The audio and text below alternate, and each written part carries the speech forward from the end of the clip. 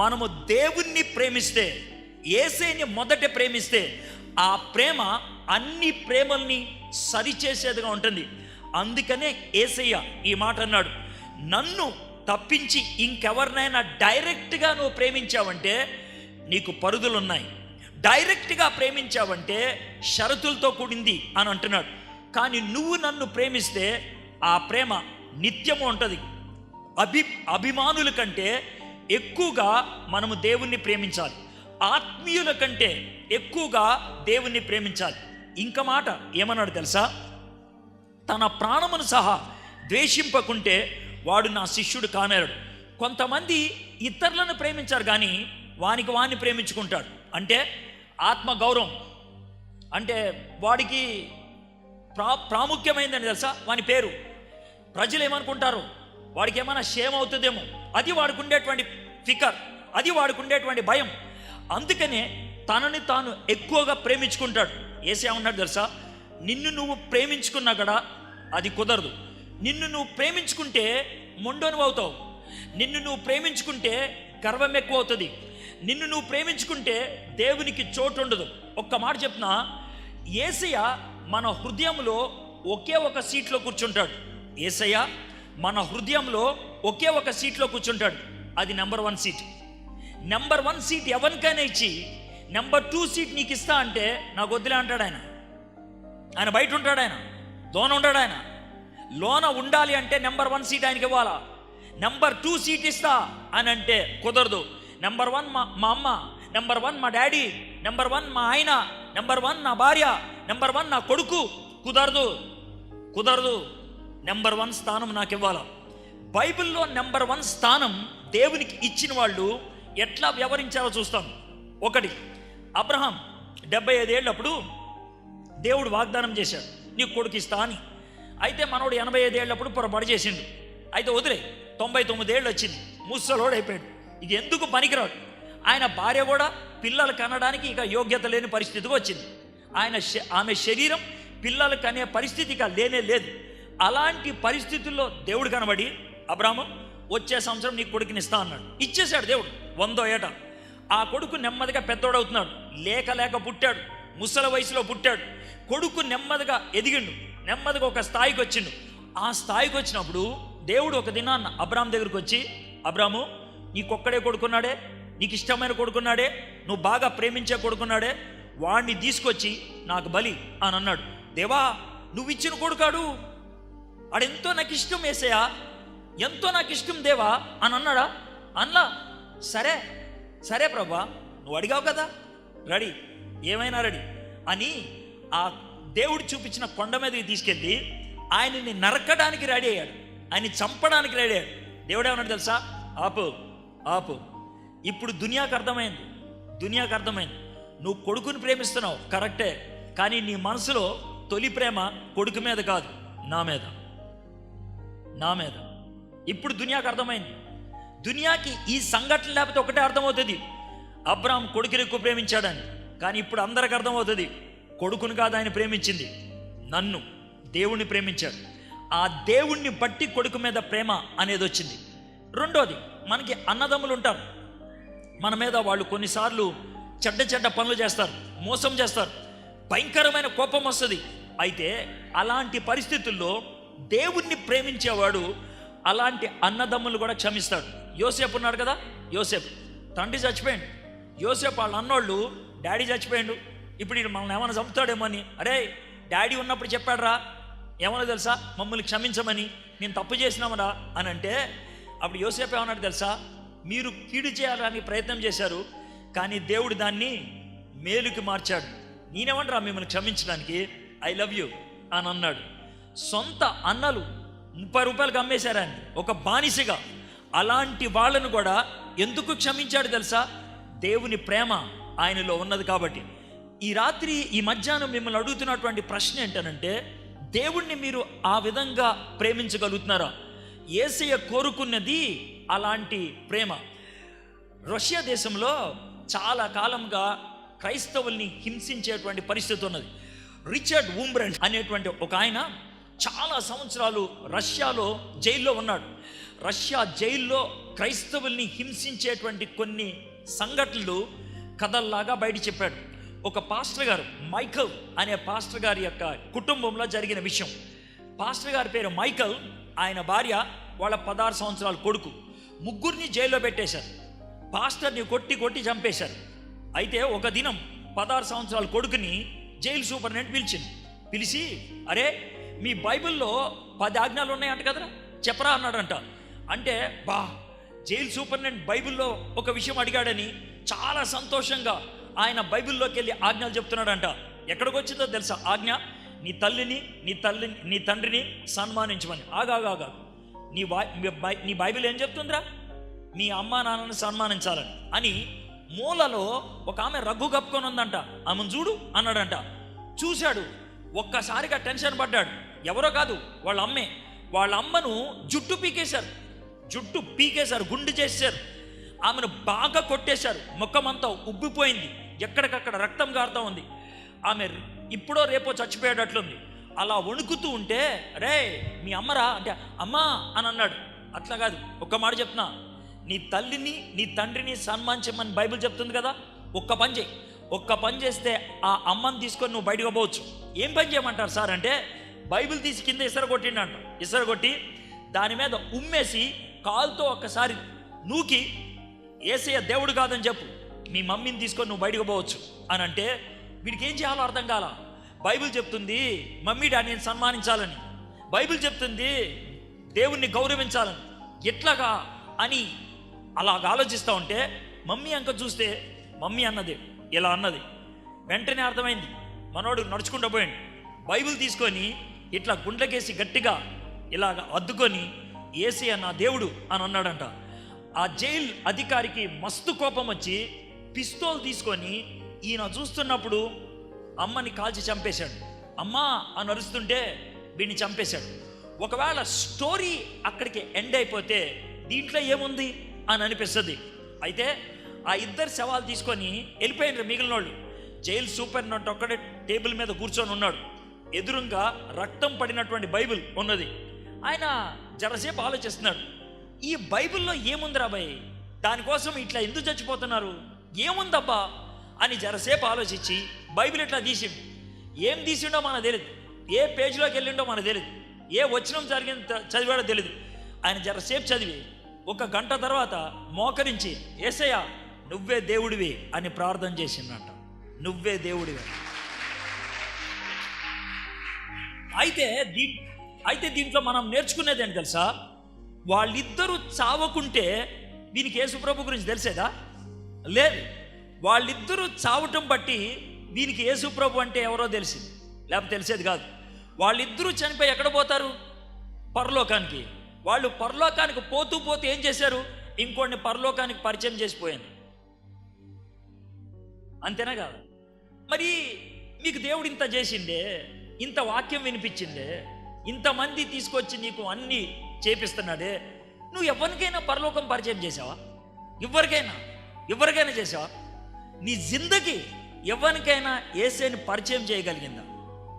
కొన్నిసార్లు మన జీవితం యేసయ్యని పరిచయం చేయలేకపోతే యేసయ్య ఏమనుకుంటాడు తెలుసా? మన చావైనా పరిచయం చేస్తుంది అనుకుంటాడు. స్టెఫెన్ ఒక్కటే వర్తమానం చేసి, ఆ వర్తమానం ఎండింగ్లో చచ్చిపోయాడు. ఆయన చావడం మంచిదైంది. ఎందుకో తెలుసా? ఆయన చావు ఒకరికి దేవుని గురించి సీరియస్గా ఆలోచించేట్లు చేసింది. ఆయన ఎవరో తెలుసా? పౌలు. స్టెఫను చావు ఇంకొకరిని దేవునికి పరిచయం చేసింది. నీ జీవితమో నీ మరణం ఏదో ఒకటి ఇతరులకు ఉపయోగపడేది అవ్వాలి. దేవుడు అది కోరుకుంటున్నాడు. మనం అది ఎప్పుడు చేయగలుగుతాం తెలుసా? ఈ లోకములో అన్నిటికంటే అధికముగా దేవుణ్ణి ప్రేమిస్తే అది జరగాలి. అన్నిటికంటే అధికముగా దేవుణ్ణి ప్రేమిస్తే అది సాధ్యం అవుతుంది. నీకంటే ఎక్కువగా దేవుణ్ణి ప్రేమించాలి. నీకంటే ఎక్కువగా అంటే మనలో కొంతమందికి కొన్ని పరుగులు ఉంటాయి. ఇది జరగకపోతే నన్ను ఏమనుకుంటారు, ఇది లేకపోతే నన్ను ఏమనుకుంటారు. అలాంటిది ఒక సన్నివేశం చెప్తాను. ఆయన పేరు ఎరిక్ లిడిల్. ఆయన ఇంగ్లాండ్ దేశం నుంచి ప్యారిస్లో జరిగేటువంటి ఆటల పోటీలకు వచ్చాడు. ప్రపంచంలో అతిపెద్ద ఆటల పోటీలు ఒలింపిక్స్, దానికి వచ్చింది. దాంట్లో 100 మీటర్లో పరిగెత్తాలని 1924లో జరిగింది. ఓకే, అయితే దానికి 2 దినాల ముందు ఎరిక్ లిడిల్ అనేటువంటి ఆయన మంచి విశ్వాసి, ఆయన ప్రార్థన చేసి ఏమన్నాడు తెలుసా, ఒకవేళ ఆదివారం పొద్దున్న నేను ఆరాధనకి వెళ్ళేటువంటి సమయంలో 100 మీటర్ల పరుగు పందెంలో పరిగెత్తమంటే నేను పరిగెత్తా, నాకు దేవుడు ముఖ్యం, నాకు గోల్డ్ మెడల్ కాదు, నాకు పరుగు పందెంలో విజయం సాధించడం కాదు, నేను పరిగెత్తా అని అన్నాడు. అప్పటికి మిత్రులు అన్నారు, అరే అలాంటి మాట అనొద్దు, ఒకవేళ అప్పుడే పడితే కనుక కష్టమని. ఏం పట్టించుకోలే. కానీ ఆ సంవత్సరం ఏం తెలుసా, కరెక్ట్గా ఆదివారం పొద్దున్న 9 గంటలకు 100 మీటర్లు అన్నారంట. ఎరిక్ లిడిల్ నేను పరిగెత్తా అన్నాడు.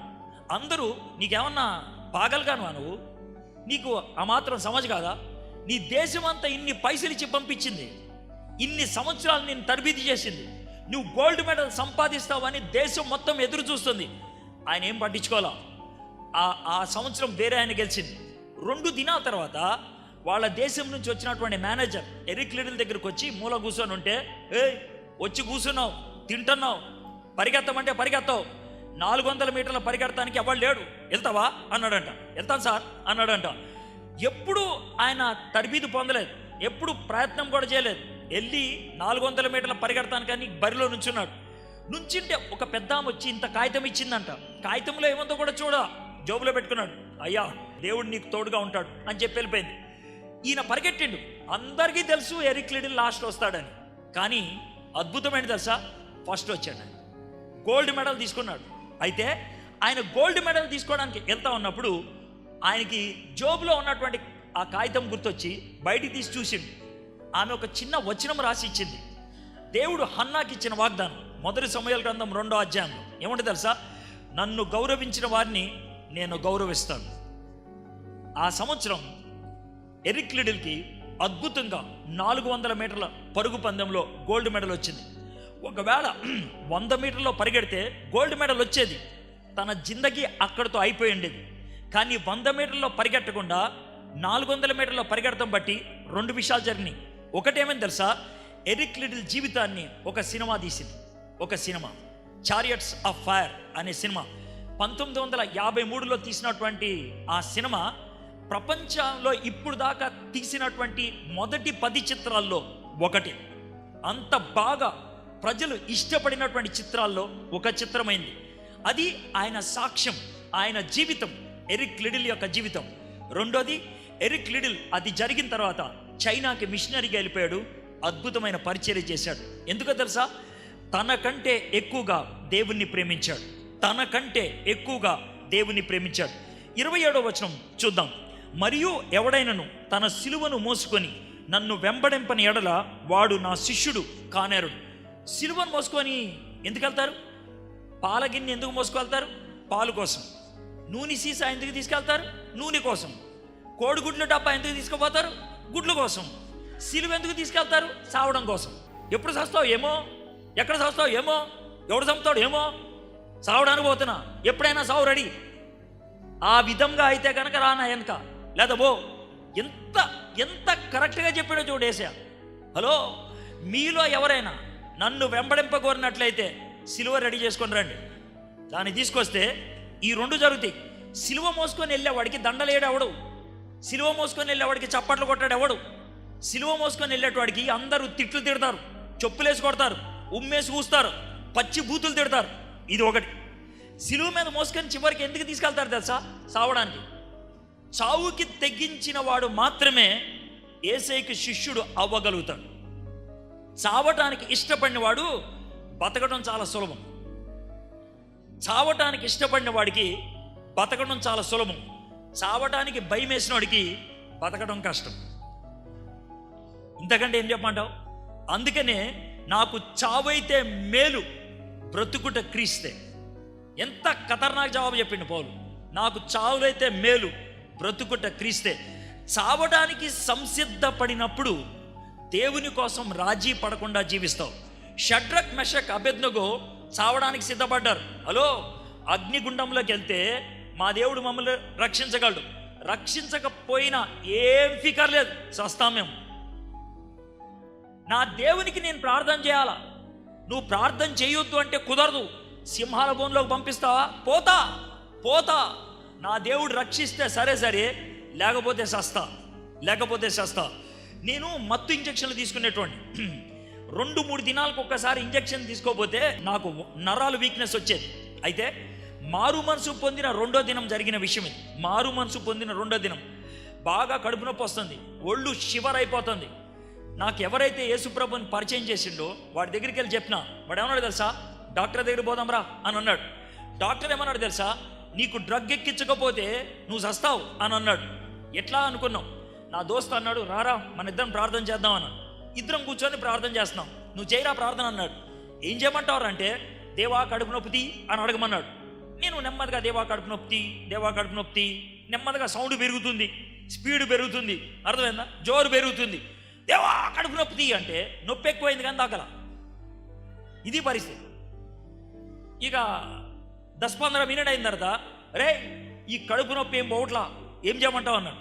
వాడు జరసేపు అలా ఆలోచించి ఏమన్నాడు తెలుసా, అరే ఈ ప్రార్థన చేయరా అన్నాడు. ఏం ప్రార్థన అంటే, దేవా నా కడుపు నొప్పిది లేదా నన్ను తీసుకోపో, ఈ కడుపు నొప్పిది నన్ను తీసుకోపో. మీరు మస్తు నవ్వారు, కానీ నన్ను ప్రార్థన చేయమంటే ఎట్లా ఉండదు చూడండి. అసలు పైగా ఆ ప్రార్థన ఎవరికి చేస్తున్నావు? దేవునికి. ఆయన పుసుక్కు నిన్ను ఆమెనంటే ఏమవుతుంది?